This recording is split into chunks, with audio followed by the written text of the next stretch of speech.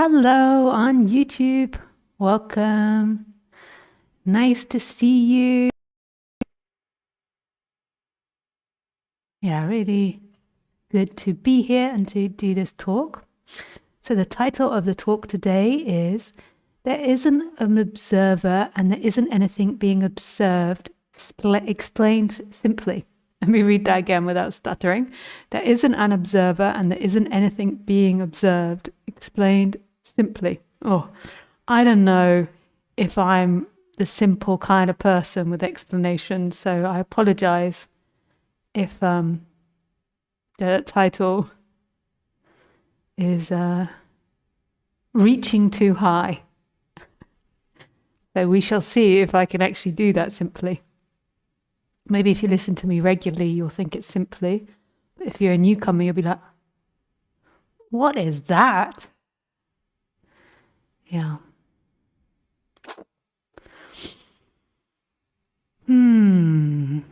Okay. So this is, from my understanding, from Krishnamurti. And this is quite a famous saying that he said. But I think he said it the other way around. The observer and the observed are one and the same thing. So what does that mean? Come on, Lisa. Having never read Krishnamurti,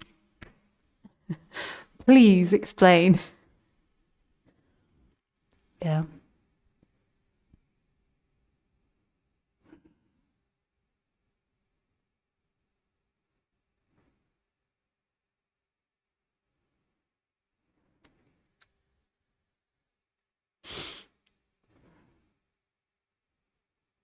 So I suppose the disclaimer before we begin is going to start. So I just want to make it clear that this isn't therapy. Non-duality is a really intense subject. It's divinely beautiful, but inherently it speaks about no self, no separate self. So that's a really intense subject. It's saying that there is no self inside this thing. So we assume that there is somebody inside these body-mind mechanisms, whereas non-duality is saying there isn't.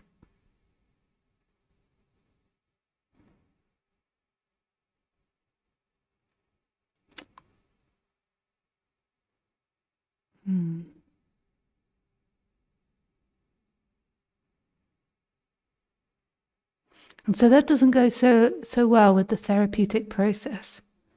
You know, if you're having struggles in your relationship or in your day-to-day life, having anxiety or panic, there's so many therapeutic practices that can help with that out. I'm a particular fan of somatic work, so you can find a lot of somatic work on my website. Somatic work is body work. I recommended Lena last week.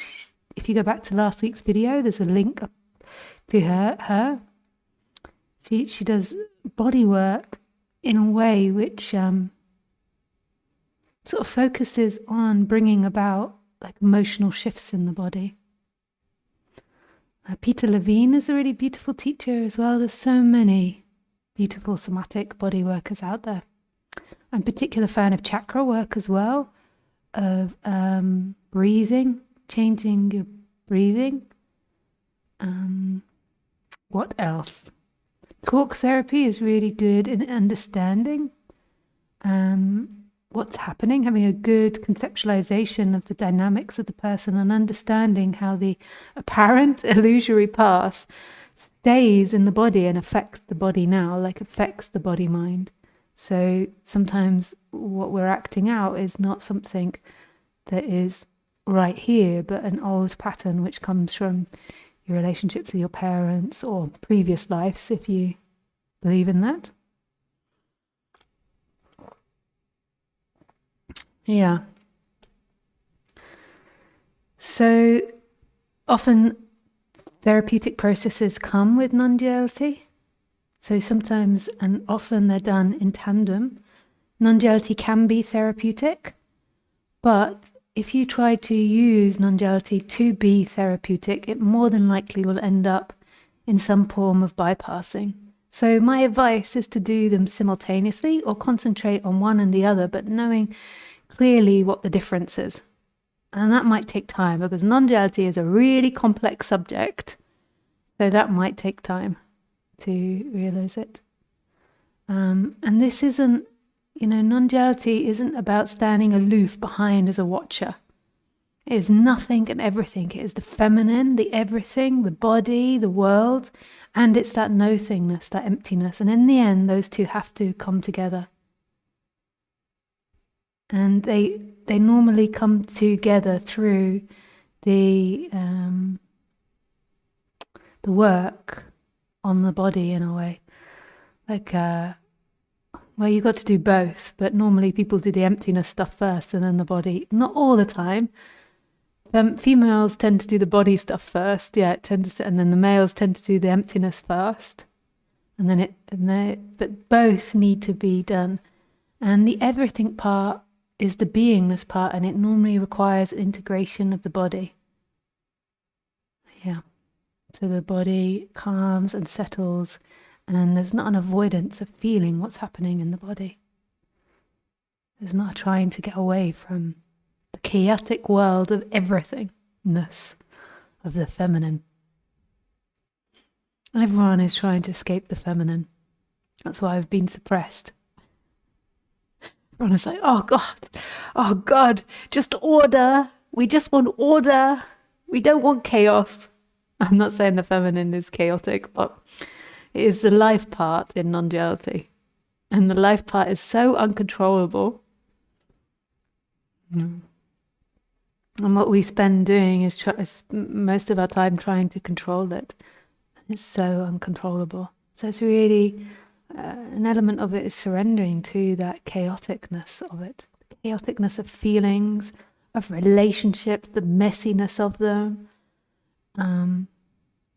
Of the world, of life, of scenario, how you can't make everything stay. Like we've just renovated our house. This is my office, which you've seen me in many times before. You maybe don't recognize it. But look, there is my green chair. It's just laying flat. I'm sitting, not leaning on it. So we just renovated and we had really beautiful flooring put in. And I know this from other times that I've renovated houses. Well, I've only renovated a house one time, and there is Lisa having to be excruciatingly honest with you. Can't just leave it at other times I've renovated houses. Only one time.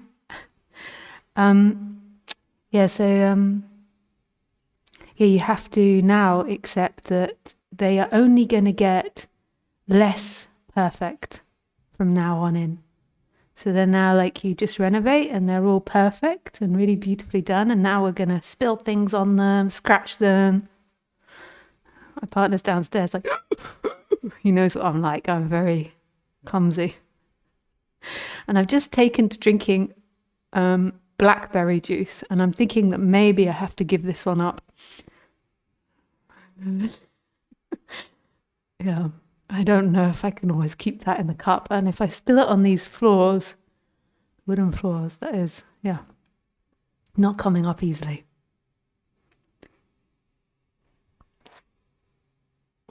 Yeah. Okay, so back onto the subject. There's me gassing on. So anyway, my point is that please, do the work, please. For the sake of your neighbours, your partners, your friends, do the work on the body. Everyone around you, society, become a nicer person. My God. And that comes through working on the body. Yeah. And then eventually you meet God and then it's all God.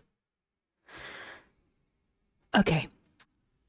Let's go to the title again, which I've forgotten. There isn't an observer and there isn't anything being observed, explained simply.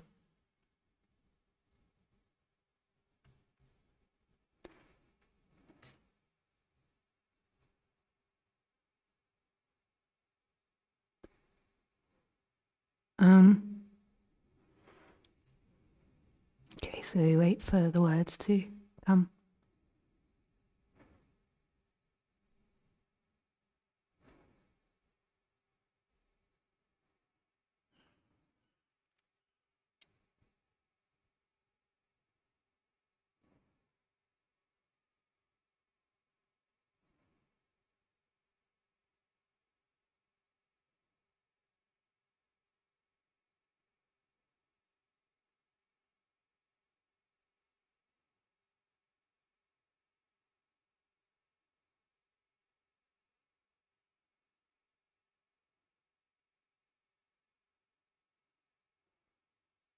So if you believe that something is being observed and that there is an observer, there is two.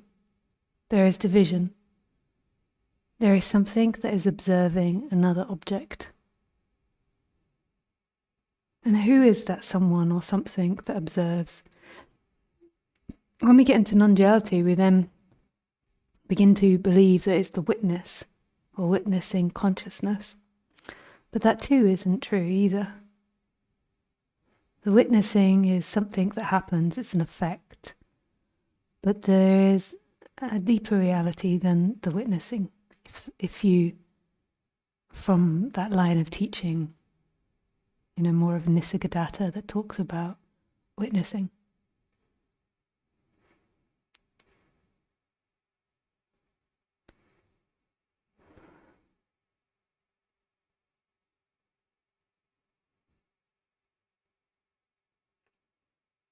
So even with witnessing, there is a subject and an object. But what happens when there is a going into the witnessing? So witnessing is witnessing objects. And what happens when there is a going into that? It's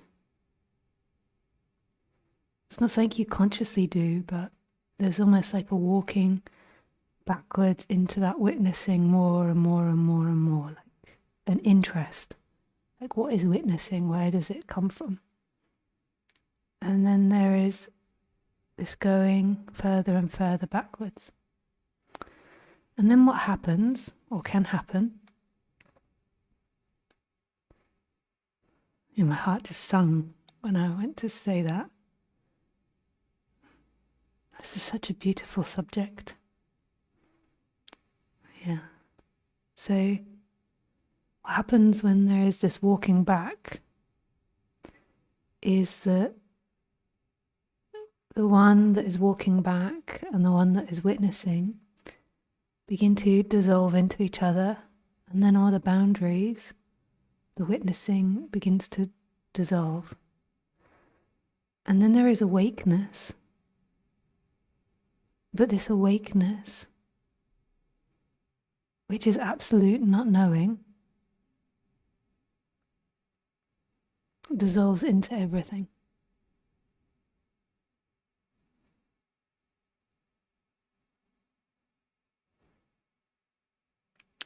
So this awakeness is all things that appear. There is no subject. There is no place where this awakeness begins. And there's no end to where it ends. And there is no object, place, person, thing, memory that isn't that awakeness. Awakeness is perfectly still, and it's in movement. It's perceiving, it knows, but it knows nothing. It's empty of any knowledge as such. And there isn't any subject or object. There isn't an observer or an observed. It is. It is all things that are. All things that are. And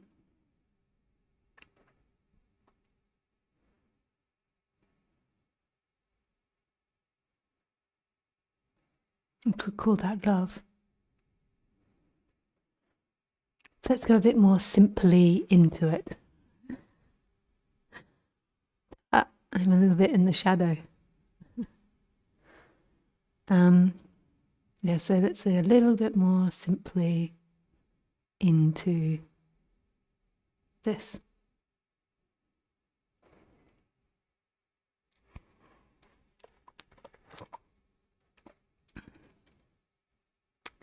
So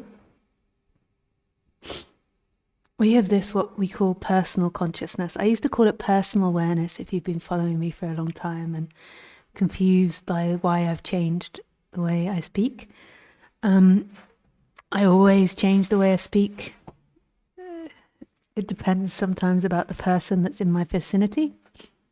So who is in my vicinity and who I'm speaking to. And also because I've been doing these amazing things, these Sages book clubs the last years. So I've been influenced by Nisargadatta and the way he speaks, and he calls it just consciousness, actually. I used to call it personal awareness, and now I'm calling it personal consciousness because I still haven't moved to what he says the big consciousness is. He calls that awareness. I mean, this is the craziness of language. You know, when you start out in this subject, you become very pernickety about language, and then you feel like if you get the right language, you'll get this. But then as you go deeper and deeper into it, you lose like all arrogance that kind of like tries to hold on to it and say, this is the right language, this is the right language. And you begin to realize that it's so much deeper than any words that anyone could ever speak. Yeah. Like words are changing in comparison, they're really not it. But they're beautiful in the fact that they point to something and they illuminate illusion. But they're not a truth. So there is personal consciousness happening now. And your personal consciousness is more than likely focused on me or focused in a stream of thought, an internal stream of thought. And the stream of thought might be about like, oh, why is she not getting on with it? I don't want all this chit chat. I just want her to get on and speak about it and hit me with the hard stuff. Or it might be like, oh, God, I wish she would slow down. Like, I just really love it when she goes really slowly. All these different ideas. So your personal consciousness may be focused on me or your internal story that's happening. Most of the time when you're interacting with the world, you're looking at the world while simultaneously telling yourself a personal story. And this personal story has become like an energetic expression. There's been so much focus on it. It's become an energetic expression in the body. Just like, you know, have you ever done this where you focus on a pain in your body or something, or you get paranoid about a pain in the body, and then it sort of seemingly gets worse and worse and worse. And then something happens and it stops you focusing on it, and then that pain really begins to dissipate. So the story of you has become like the main show in the thinking world and in the imagining world. And so most of the time when you're interacting with people, your personal consciousness is semi-focused on the one that you're interacting with, and then mostly focused on the story that's being told inside the head. And sometimes that story is more apparent and sometimes it's more hidden, like what Freud and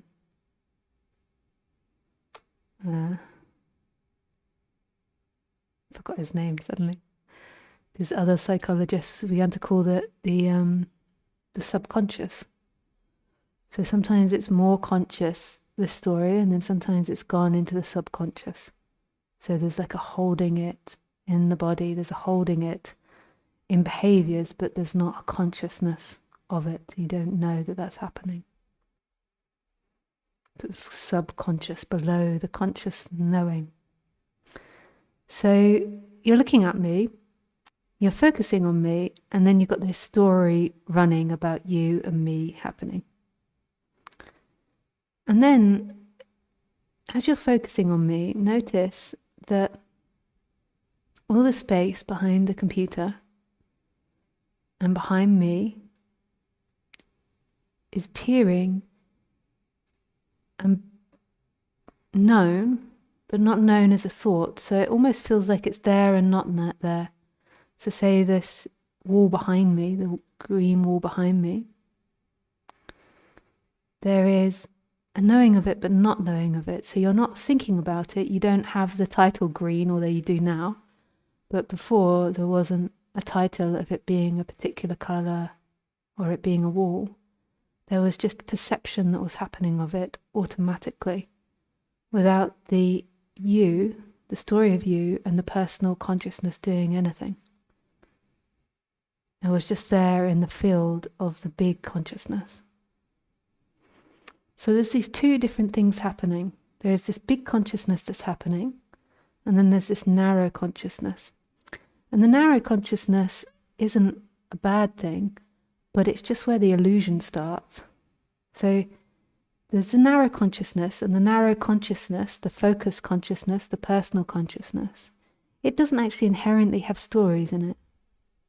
It's not inherently identified, but because it's focused on the story so often, it feels identified. So it feels like your personal consciousness and who you are one and the same thing. It's just an entity. You wouldn't even split it up to like personal consciousness, although you know that you've got attention. Like the teacher would be like, pay attention. Isn't that so funny? Pay attention. Attention. We also say that in the army. Language is so weird. So pay attention. So even though the teacher's like, pay attention on me, they used to call me a daydreamer looking out of the window. Yeah, they always used to sit me next to the window and I'd be like, paying attention on arithmetics or the beautiful nature out the window. Yeah. If you didn't pay attention, you were lazy, a lazy person. So we know that we've got this attention thing, but the attention and the story of us are so interwound that people don't separate them out and realize that the attention, the personal consciousness, is actually prior to anything that they think about themselves. So it's like I am good is contained with that ability to pay attention, the personal consciousness. Like we own it all together. It's an all thing. Like, Lisa, pay attention. You need to focus on things. It's all one thing. But when you get into non-duality, you begin to question all your thoughts and your beliefs, and through grace and through teachers, it's all grace in the end, you begin to separate out the thoughts, the feelings, the ideas, and personalized consciousness. And you begin to realize that there is a consciousness prior to thoughts, feelings, ideas, sounds, songs, music, sensation. And there is a personal consciousness which is witnessing all of it. And it isn't an entity. The entity is like played on the screen of that personalized consciousness. You can even, maybe not even played on the screen. It's just that you realize that this personal consciousness is prior to the person. And what happens is the mind turns around and looks at that personal consciousness.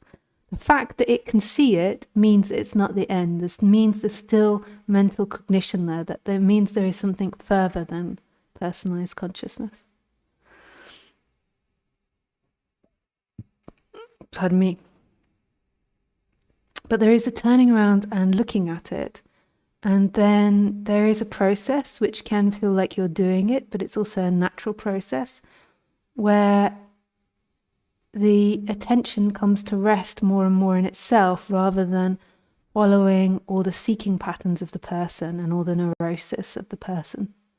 So before, the attention was like squished together with the person and the impulses were running around everywhere trying to fulfill its seeking dynamics. But then what begins to happen once the personal consciousness has been recognized and separated out from the personal dynamics is it comes more and more rested in itself, and it still goes out to the person, but it comes more and more rested in itself. So sometimes that's an activity of putting the attention in the tension, or putting the attention on the I am, the initial feeling of being. And that is like very profound state. It's a very deep state. But it's not the end, obviously, because it's a state. So this happens, and this phenomena called witnessing begins to emerge.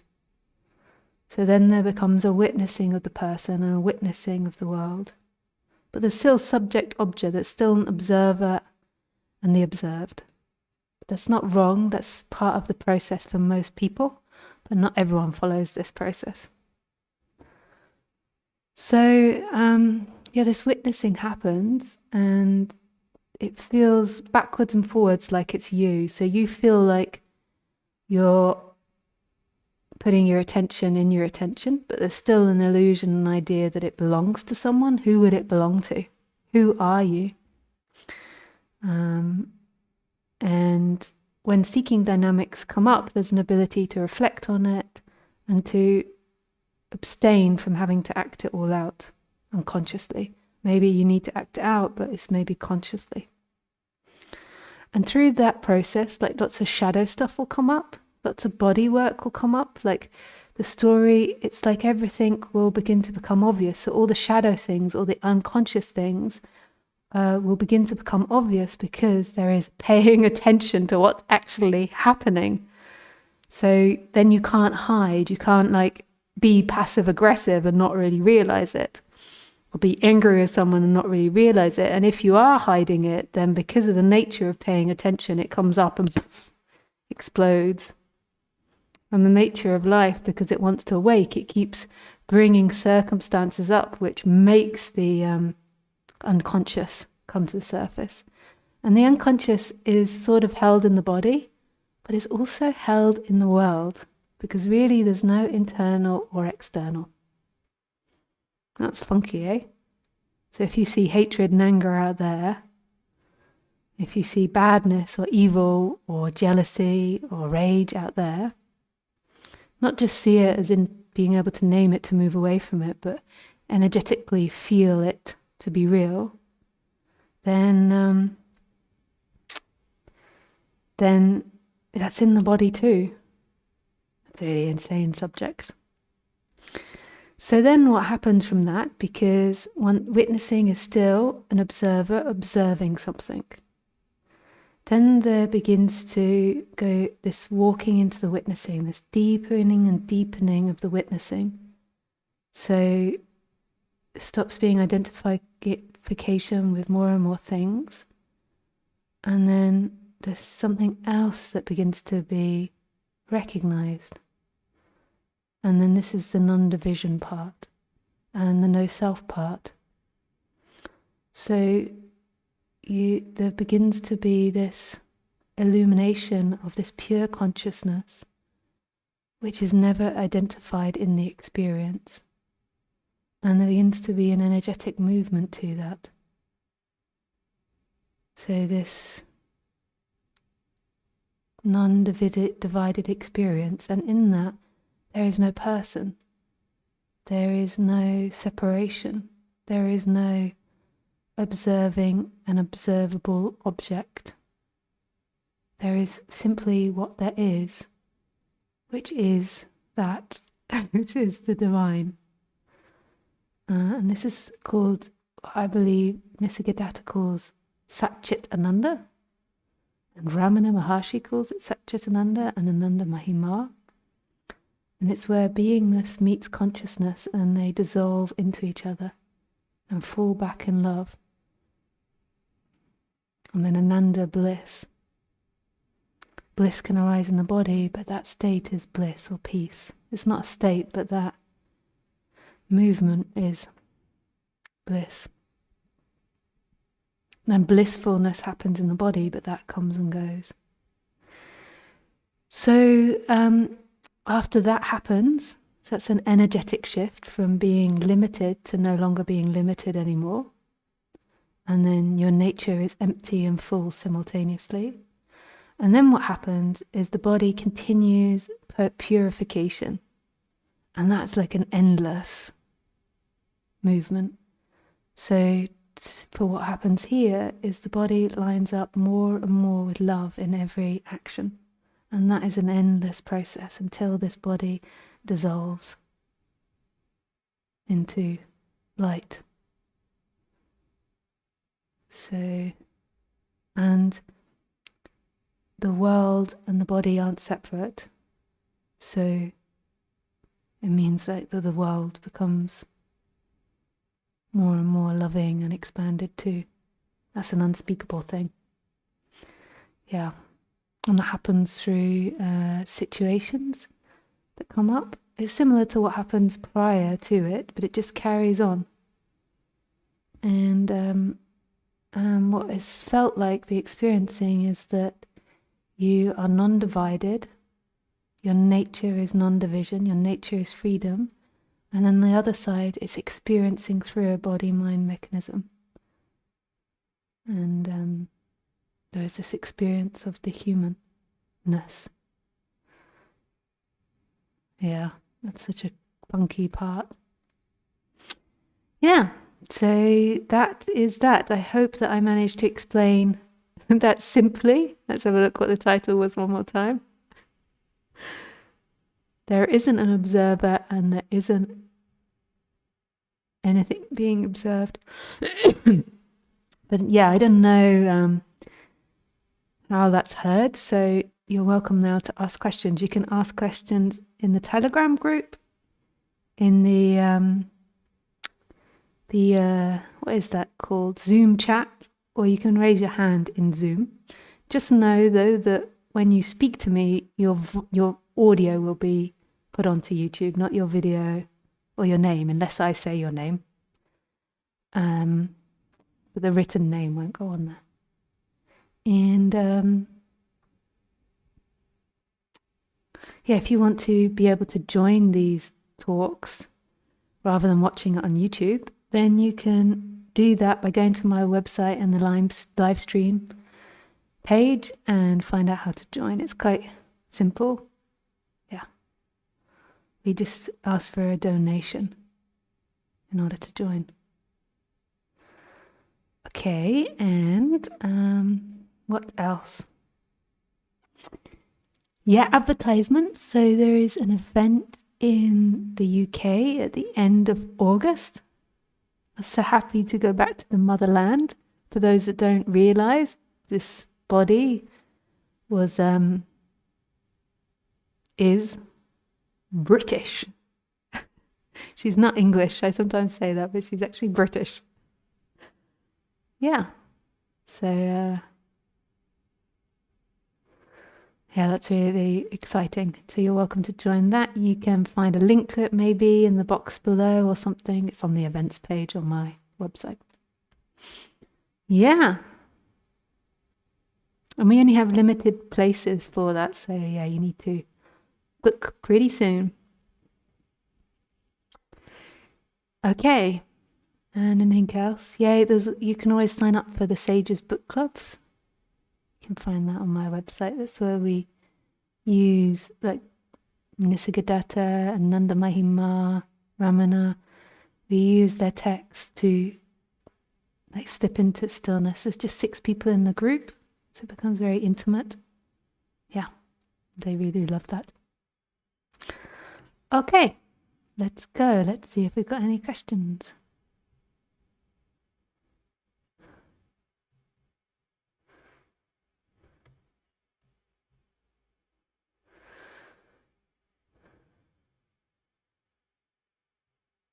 Yeah, we have one question. From Random Seed. Can we make witnessing awareness to dissolve into big consciousness, or is it purely grace, or both? Well, everything is grace. So what I mean by everything being grace, everything is the movement of the divine, of that. There's never been an action which isn't that. But there is a difference where it feels limited and it feels like you, and then the other is that it feels like it's simply happening, which most people are oscillating between all the time, but because their story is constantly saying me, me, me, they don't notice all the times when it's grace. Like, who is breathing now? Who is looking now? Who is heart beating now? Who is sitting now? I mean, especially the breathing and the heart beating, or the act of looking. But we're so interesting about the way that we use language, because we feel like we choose to look because we feel like we've got the ability to move attention. You see, attention is a very interesting word spoken about in so many spiritual traditions. Attention, the movement of attention. So ultimately everything is grace, but particularly this part is grace. I mean, that's so contradictory. There can't be something that's more grace, but in that, like, you feel like you've got the ability to listen to this talk or not. You feel like you've got the ability to put your attention in the attention or not. Even though it's grace, you feel like you have. But you can't make the witnessing dissolve into the big consciousness, because who would make that happen? When you really recognize what the witnessing is, that the witnessing is watching every movement of the mind, who would then want the witnessing to go into the big consciousness? Only a thought and a feeling of you. So it's really grace where that happens. But everything is grace, but you know what I mean, what I'm trying to say. Yeah. Thanks for the question. Hi Lisa, thank you for this. Pleasure. In your experience, do you still have personal consciousness, I am sense, but just don't identify with it as who you are, or just see it as another object? Or has it gone away completely? Or is it sometimes there, sometimes not? So the sense, the personal consciousness and the feeling of being, or I am, that word's like debated a lot. Like, I might call it more a feeling of being rather than what, say, Nisargadatta means as the I am. But everyone changes words. Yes, there's still a personal consciousness looking through this body, and this body has a feeling of being. Yeah, and that comes and goes. So sometimes that's more needed and sometimes less needed. Yeah. And I don't see that ever being a permanent absence until the body is deaded. That's my perspective on it. This body needs personal consciousness and it needs reference point. You can say it in lots of different ways, like it needs some form of identification. Otherwise, there would just be a sitting there in meditation. You wouldn't be able to do anything. When you have these sort of samadhi experiences or oneness experiences, you realize that without personal consciousness, you really can't do anything. It's supreme bliss and it's wonderful, but you can't do anything. How could you move your arm? Functioning is just impossible. You need some form of limitation in order for this to work. So yeah, there's still personal consciousness and this feeling of being, this feeling of existence or ness. Yeah.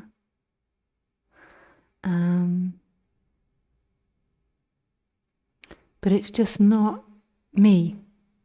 That's a functioning that's appearing in me. What I am is beyond that. You could also say it's partly me because it's appearing. But it's no different from the outside world. Like that is one and the same thing. Whatever Lisa is, the outside world is. Whatever the outside world is, Lisa is.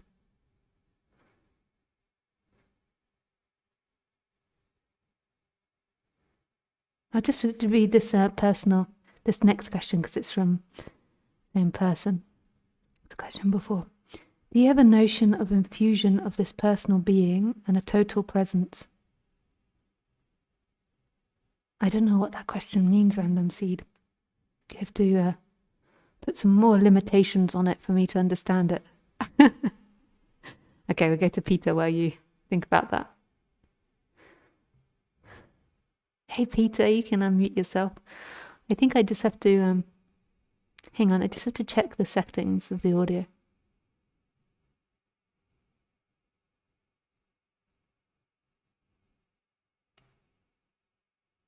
Sorry, 1 second. There you go. Now you can try and speak. Hi, Lisa. Yeah, thanks. Can you hear me? Yeah. Hi.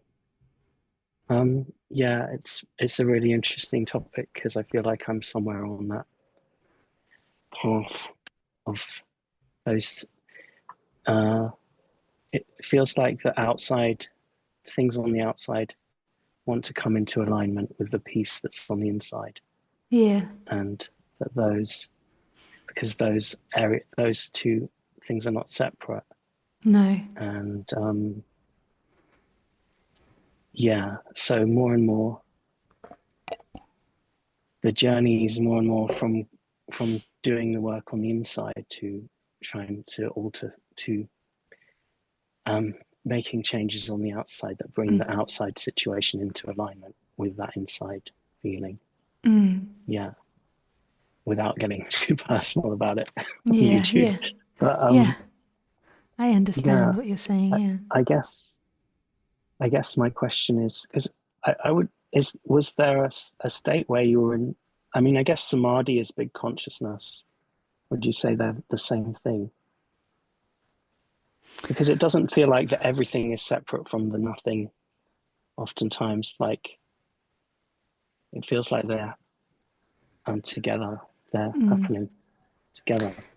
I think that with these words, like everyone speaks about it so differently, and I don't know if I always understand the different ways in which people are speaking about it. Yeah. So if I read the way Nisargadatta speaks about it, he'd maybe call it state, but Ramana might call it like samadhi is just pure consciousness.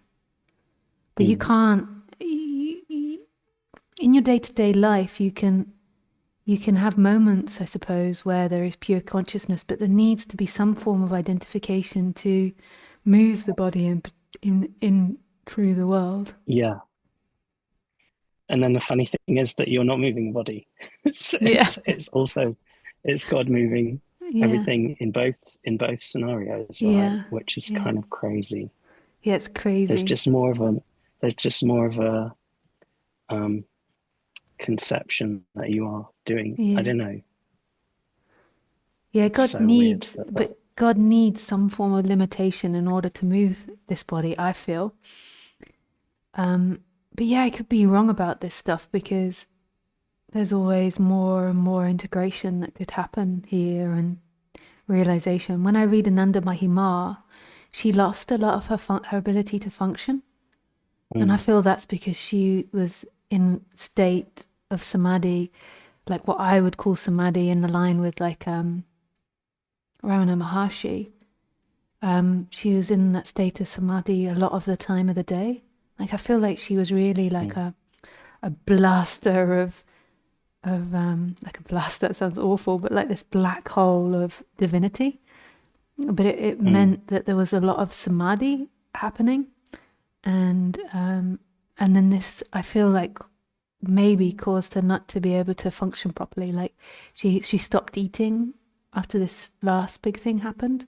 She couldn't lift her hands and get the food into her mouth. And I can really get this. Like I've had these experiences before where I'm like, I can't cross the road or something, or like things. It's just too confusing. Like what's what, So it just.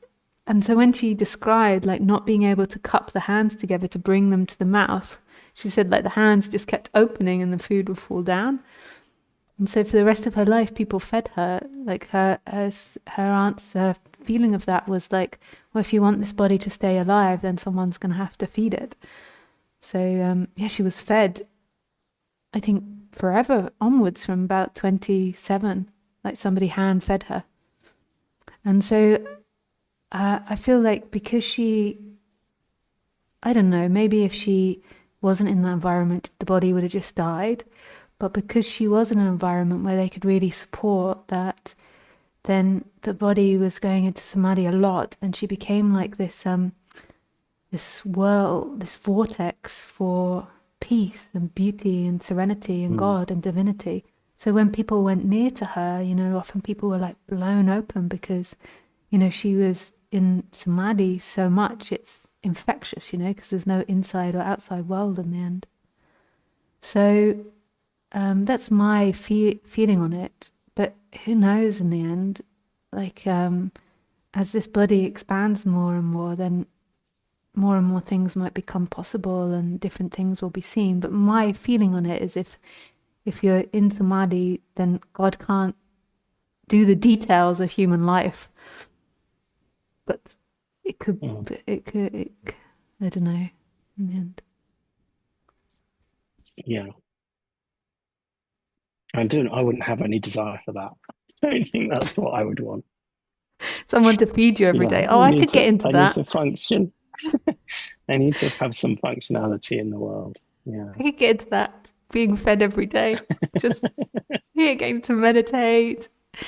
She even couldn't wash herself, so people had to wash her. I think she could bathe, but like she struggled with things, I think like smaller movements, so like somebody washing her face and stuff.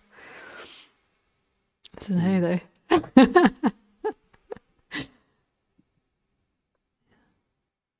Yeah. I guess my question is whether there's sort of any difference between big consciousness and that I am, that everything that I am, that everything. No, not at all in the end. They're one and the same in the end. So they kind of, I mean, like this is like a way of speaking about it and breaking it down for people to resonate what's being said, and then also for people to cognitively understand it as well. But it's but in the end, it all gets broken down. Like they are that. As soon as you touch the I am or the personal consciousness, it is that. It is that. It's just got a seeming limit on it, because but it's not limited at all. That's the lie. Like it's not. So the personal consciousness need to seemingly have focus to be able to focus on things, but there's nothing there that's focusing. It is that. And the same with the I am. It is that pure beingness. And in a way, all there is that. And that recognition, it's like living these two paths simultaneously. It's being limited, but the limited is unlimited. Yeah.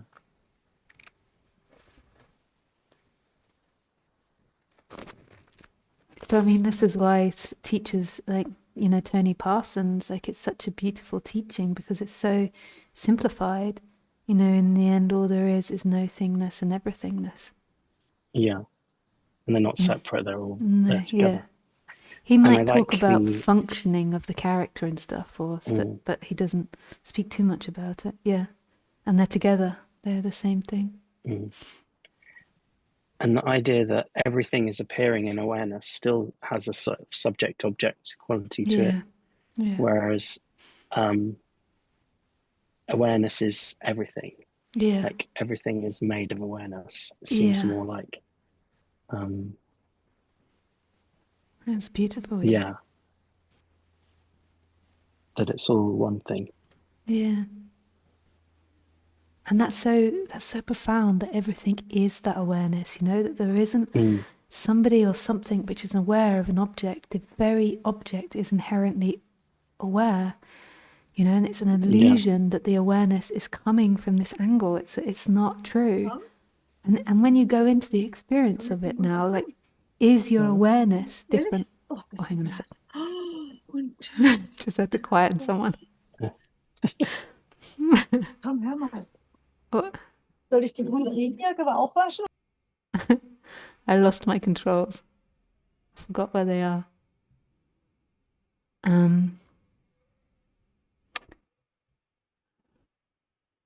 Okay, they've muted themselves. Yeah, carry on, Peter. I don't know what I was saying, but yeah, sometimes that can bring up fear, just the way that everything sort of dissolves into just awareness, into happening rather than subject objectness. Yeah. Yeah.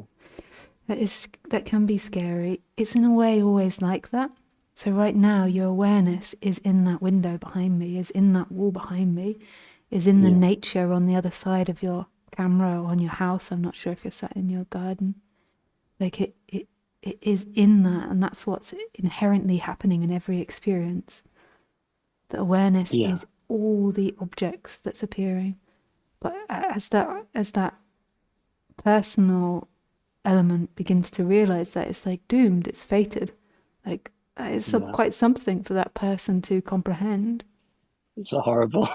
It's horrible for the person sometimes. Yeah. It's like really facing death in Yeah. every instant. Mm. Yeah.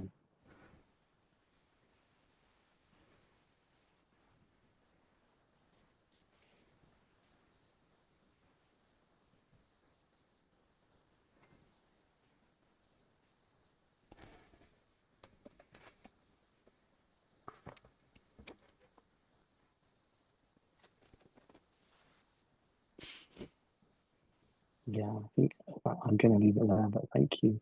Yeah, Thank you thanks, for Peter. speaking.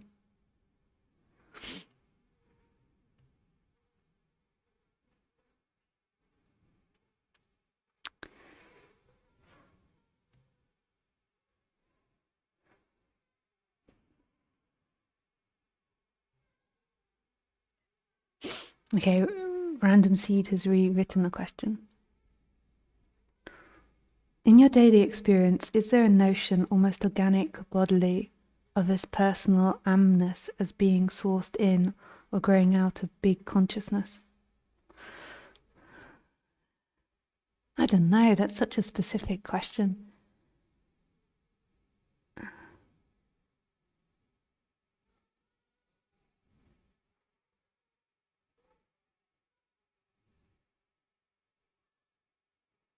I don't know if it feels like it's growing out. It kind of feels like it is that big consciousness, the amness.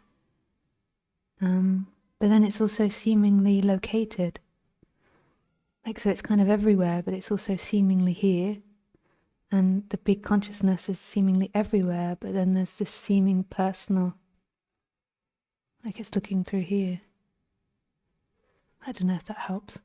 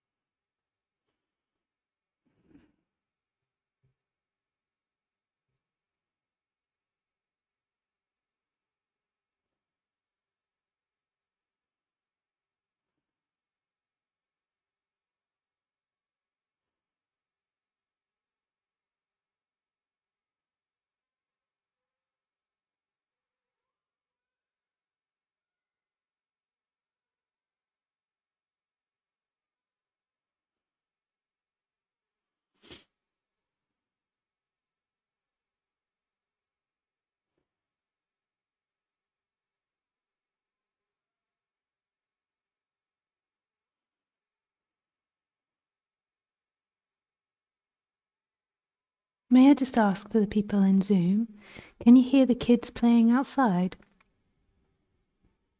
Thanks. Yeah, they're just having an intense, screaming, fun game. But that's good. If you can't hear it, I can shut my windows, but it's nice the breeze. Yeah, Bodhidharma, you can unmute yourself. Don't know if I've ever seen you with your hair down before. Hello, Lisa. Hello. Sorry, what did you say? I don't know if I've ever seen you with your hair down before. You look more Yeah, like your brother. that's your fault. For not seeing you enough. No. I was late for satsang, and then I went into the garden and I had like a whole pile of stuff on top of my laptop, and I was like, oh, that's not good. And then my Bluetooth headphones fell on the side of the swimming pool, opened up, and one fell inside. And then I had to jump in to get it out. Now I have to let my hair dry. The comedy of errors. Yeah, this sometimes happens to me before a stream, and then I press stream, and then I'm like, as if like all this chaos hasn't just happened before. Although I've never dropped one of my pods in the pool, but down the toilet I've done it. Yeah, that's quite fortunate when that happens. Did you grab in? Huh? Did you Did I grab into taste the it? toilet Yeah. immediately? Yeah, of course. They're like 200 or something euros. Did you have something else except the headphones in your hand? Let's hope. Let's hope not, I mean. Let's hope.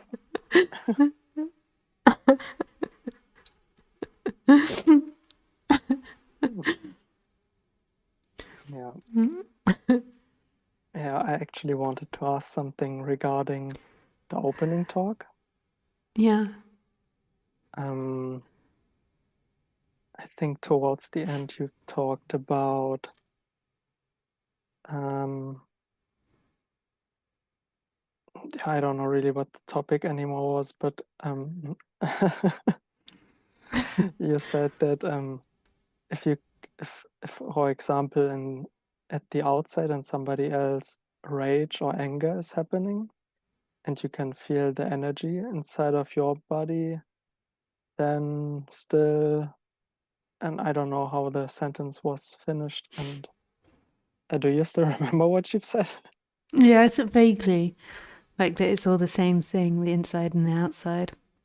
So like the world begins to purify too, just like the body does. So the body expands more and more to love, and so then the world will as well.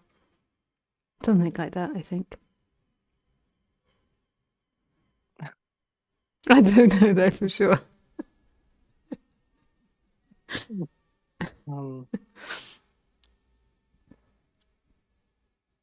Like, is anger then also experienced as anger if it's coming from the outside, from other people? Yeah, it's my anger, yeah. I mean, who is this my? Not Lisa's, but me. I mean, the body and the world are one and the same thing.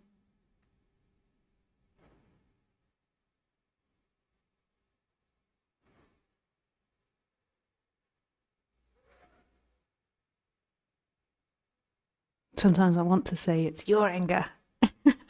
And I'm sure I do say that to my partner. I can't say his name, but you know who he is. Like, it just sounds weird that I suddenly say to you, my partner.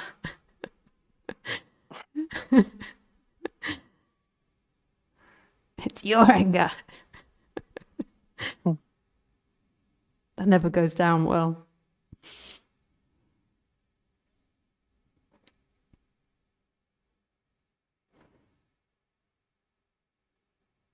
It's a terrible fate, isn't it?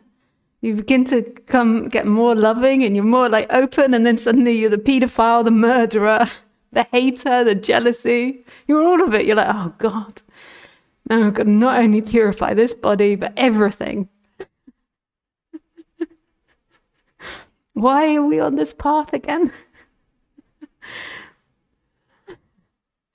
But it just naturally begins to happen that the inside and the outside begin to expand more.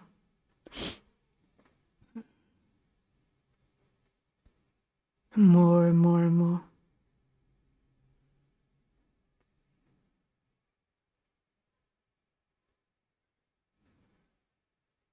And so then if there is hate coming from this supposed outside, so if there's hate or blame, it's like absolute love. You know, there's no rejection to it. And in that, it's like even not even recognized in a way as hate, it's just seen as love. But this is something this body is still processing and expanding to. You know, sometimes she curls up in a ball and wants to be like, your jealousy, your anger, not mine.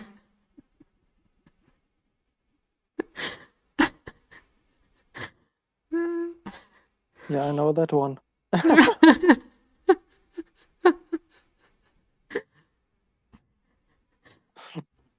Yeah. Mm. Yeah, this is very different though from not putting up boundaries or something, or letting people treat you badly. It's very different from that.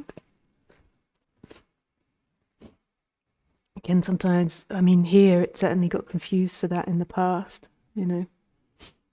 Mm. Sorry. You know, I don't normally leak this much out of the nose and the eyes in my day-to-day life. But when I'm doing talks, there's something that comes about and then mucus just starts leaking everywhere. The eyes have to like keep plugging everything up. Luckily the ears don't leak yet. Whereas the ear pods would be falling out all the time.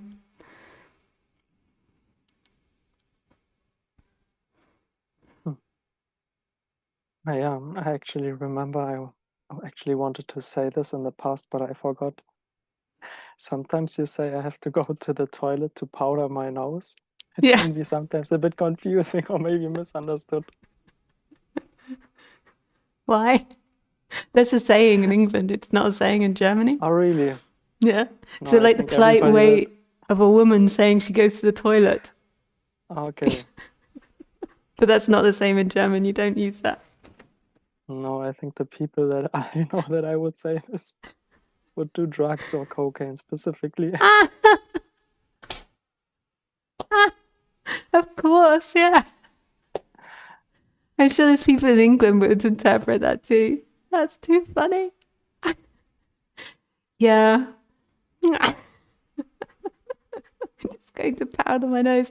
Well, let's put a new meaning on it. Yeah. I'm sort of in between. My mum always says that she's like from the Victorian era. She was born during the war. And like her parents had her when she was very late. So they were born right at the beginning of the last century.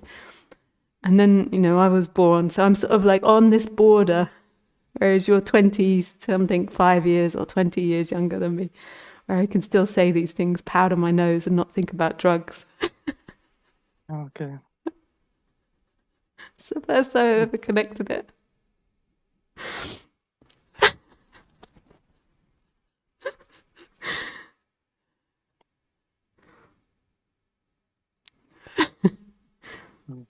So the proper way that you would say it in England is that you wouldn't say, I'm going to the toilet. You would just say, I'm going to powder my nose. Like that's the polite way that the woman would excuse herself to go to the toilet. Okay. Yeah, this wouldn't work for me, yeah.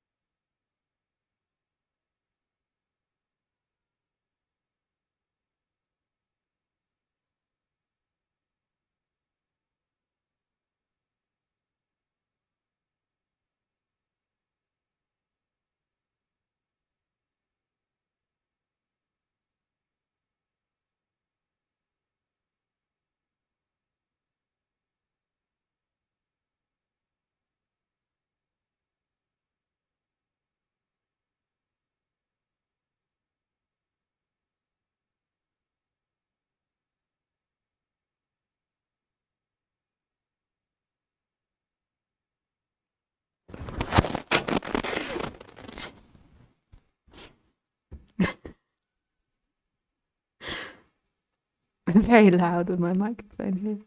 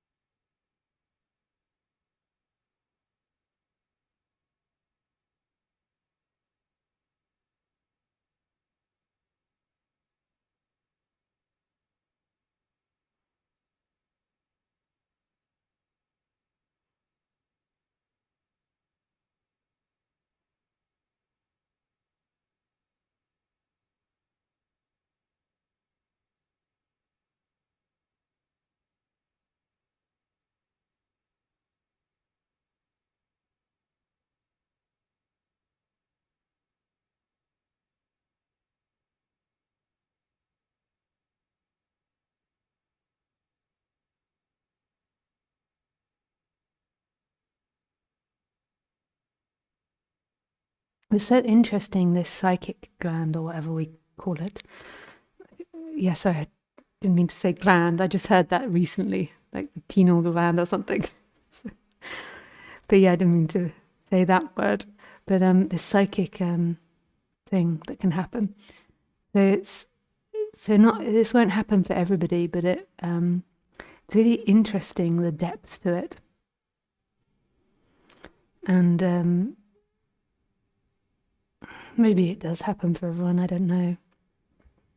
As they go into this path, but some people quicker than others, where you can kind of have whole conversations with people without speaking, but not conversations like we're having right now. Just I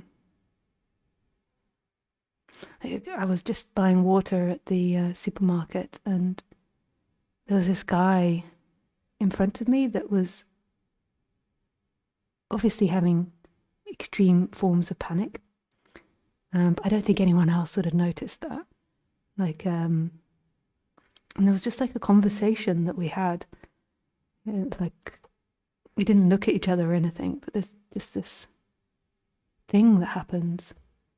Sounds so mad. But also when you have like conversations with people, like you can have like a conversation on the surface of them, and it's nothing like this under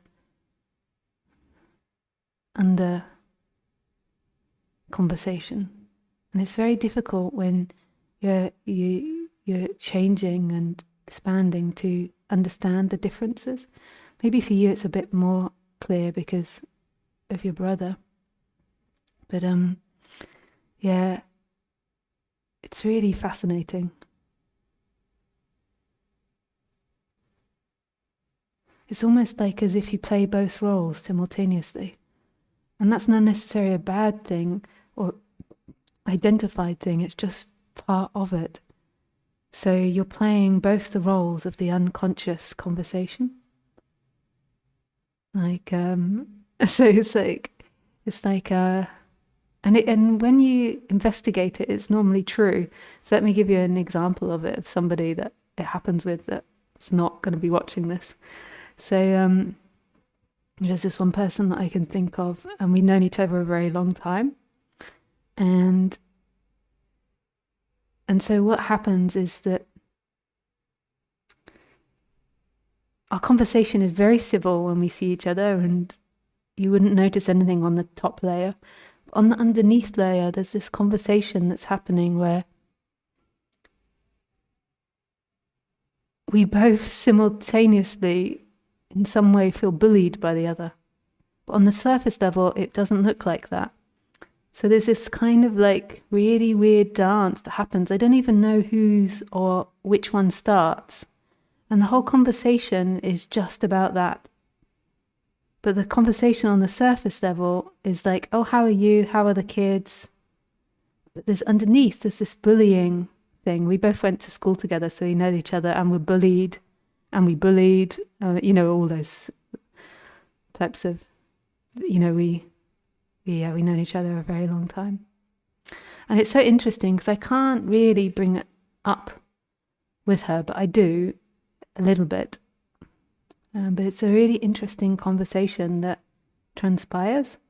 So on the surface, it's like, oh, hello, how are the kids? But underneath, there's this going backwards and forwards of bullying and bullied, and who knows what that is. It's just fascinating to see. If you're not conscious of that, then what it can look like maybe is like slight passive aggression in the conversation, or not communicating much together. It can look like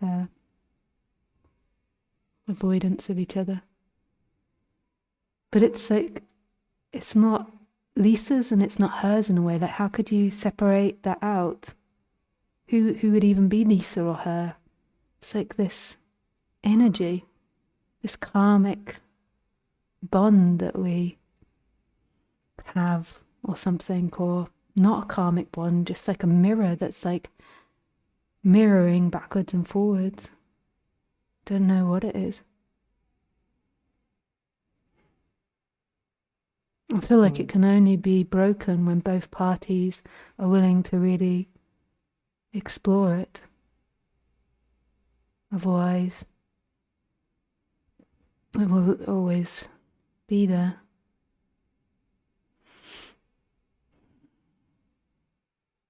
The beginning, I thought you meant something different. Probably you know it when you have a conversation with somebody and they have nothing to do with non-duality, and you're just looking into their eyes and talking to them. It has nothing to do with you anymore. And then at a certain point you look at them and you see like, oh, they're seeing it too. They're seeing it. And after the conversation you realize, no, not at all. It feels like. Yeah, I know that too. It's kind of like you're looking at yourself and then the thought comes up, oh, they feel it too. Yeah. But later on you realize, oh, actually the other person did. Or you get the classical, why do you stare at me?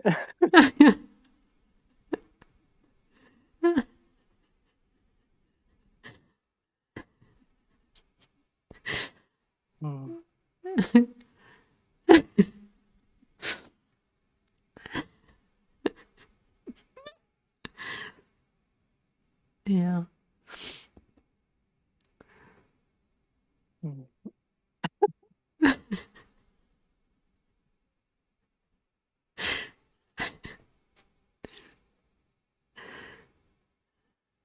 You want to hear something funny? Okay. Today I'm back at my parents' place. I just quit my job, it was too much.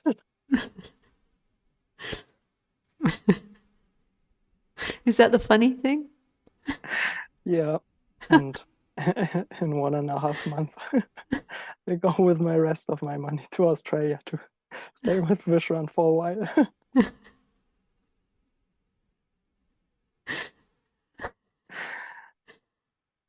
Yeah, it didn't work out anymore with the work. You went and saw Vishwan, or you didn't manage to get there? Not yet. No, I just came back today to my parents' place. We moved all my stuff and I dropped it here. And I then, see you gave up your apartment. Yeah. And then I'm gonna buy this week some plane tickets and gonna leave in a month. To see Vishwan. Yeah. Who knows where that goes? To Perth. Well, he's just outside Perth, but I'm sure you fly to Perth. Yeah. Maybe a last quick question. Okay. Like, how did you've done this when you were still seeking, like, with jobs? Like, I mean, what did you work for? How did you earn money? Yeah. I know it sounds like a stupid question maybe to some people, but I'm always curious. It's so different for everybody. So it's like my story doesn't necessarily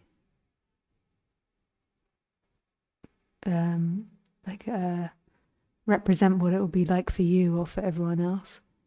But for me, when I first got into this subject, I was still in education. And then after education, I worked part-time with kids. It was like working part-time with kids with emotional problems. I only did it part-time. Yeah. And they sort of paid better than working with other kids because no one would do it. And then I was also doing my writing, so there was like some sponsorships and things from that. Yeah. But yeah, it was harder being in the mainstream and being with regular thinking people, at least with these kids, they were very difficult, but they were so outside of every boundary, like I would walk in with like this face tattoo on and my hair all spiked and like really wacky clothes, and then these like really rough gangster kids, but they kind of like, they were so outside of everything that they kind of accepted it because, they'd often been kicked out of school and it was like these prison schools or something. Or, they'd just seen so many things in their life, they're only 16. They were in some ways open-minded, even though they were very traumatized. So it sort of felt a bit easier to fit in there, like I could really be myself. Like my weirdness was very normal there. But it was difficult work, there was a lot of emotional suffering there, but it was flexible and I was very fortunate with some of the contracts I got. It sort of worked. And then also I was renting out rooms for my parents as well, which I found very easy to do.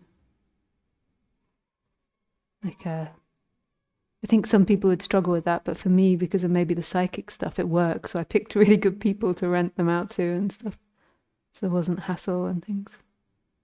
But it was hard doing a regular job with people with very narrow thinking.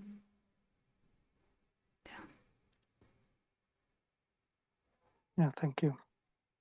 Yeah.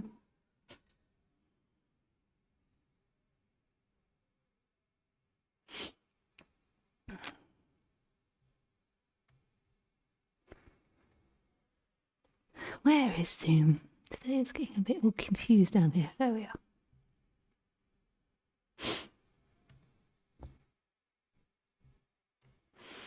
Okay, this is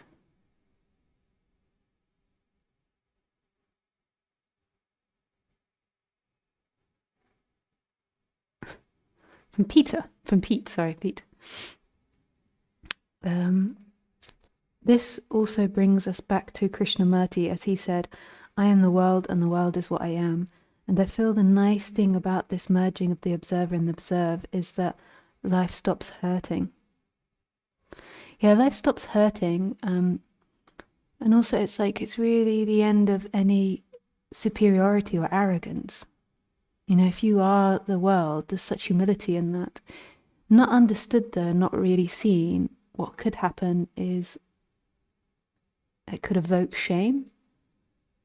And then, and people could use that to bypass trauma.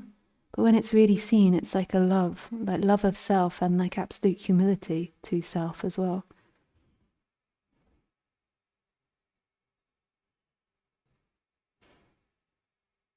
Just wanted to say to Bodhidharma, quitting your job can feel scary. We're also programmed mostly to feel like we need a job for self-worth. Don't sweat it too much, bro. You won't starve to death, hopefully. Well, it's sweet that the community cares for each other. And sometimes I forget about saying things like that. So thank you, Sam, for saying it. I sometimes forget about the human stuff and I'm like, yeah.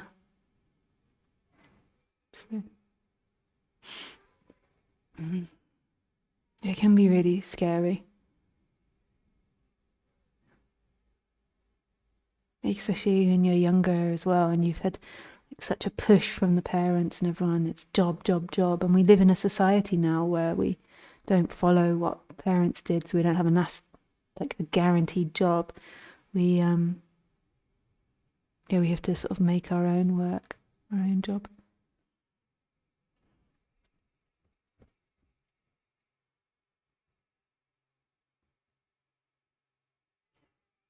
There's also so many creative ways to make money now, like online as well. Like if you're creative, you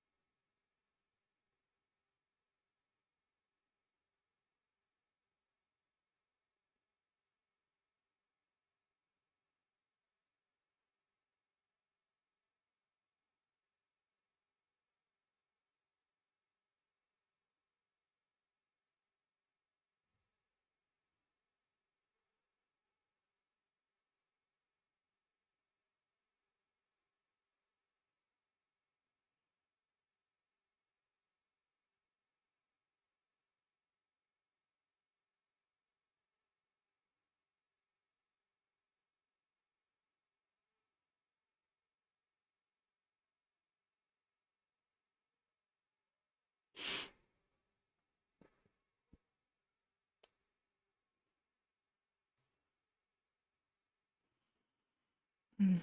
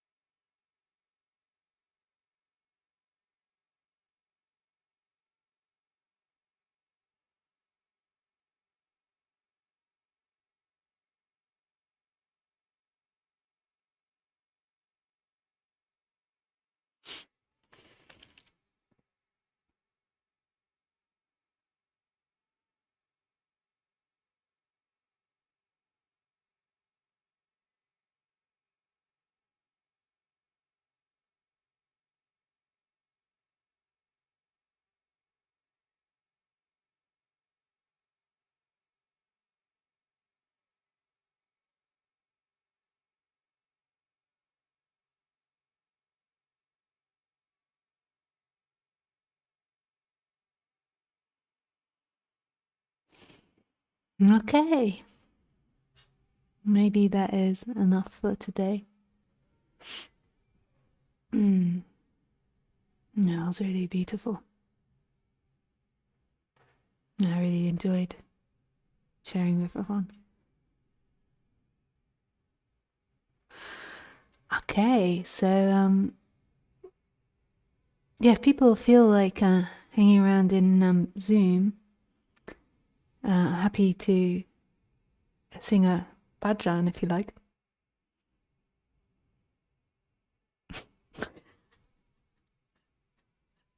I always get the sense that my community is always a bit like, oh, that. She wants to do the singing again. It's such a beautiful thing to do, you know? It's really like, if we speak about it like scientifically, like you're changing your breathing and then you're saying these like really profound words. So Sanskrit is like meant to be the language of the gods. And so, and each word that you sing is vibrating in the body in a different area. Like it's meant to be really deep, like these words are very precise, which you're singing. Yeah. And then the meaning of them are like really beautiful in the end. It's a bit hard to always interpret what the meaning is, like if you translate it. Everyone has slightly different versions, but they're basically oneness or not two. Yeah. So it's really like then they say that scientifically, like when you sing, you're affecting the vagus nerve. So you're changing, or your vibration is affecting the vagus nerve, and the vagus nerve is very much about like yeah,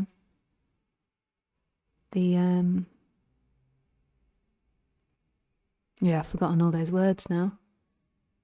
It's very much affecting the nervous system, the limbic system, maybe all of that. Yeah, I'm not a doctor, so I don't know. But basically what I'm trying to say, if you research it on the internet, you'll find out that even scientifically they say it's a very healthy thing to do. Yeah. It's just a very vulnerable thing to do, and a lot of people have a lot of shame, I notice, in our society. They feel like they're bad, and doing something like singing in a group, they feel like they might be judged. Maybe the way they sing looks silly. Or maybe someone will hear them and think they're silly. But you know, this is part of it, like no inside and outside world. And just really allowing yourself to feel embarrassed about the way you might look or be. Yeah. Just being open to see what happens if you try to sing it. Okay, so we'll say goodbye to those on YouTube. Yeah, really lovely to spend this time with you, and I really, really wish you everything. So I'm just saying goodbye to YouTube. If you stay in Zoom, we can sing together. But yeah, to those on YouTube, I really, really, really wish you everything. Not one or two or three things, but every God bless thing.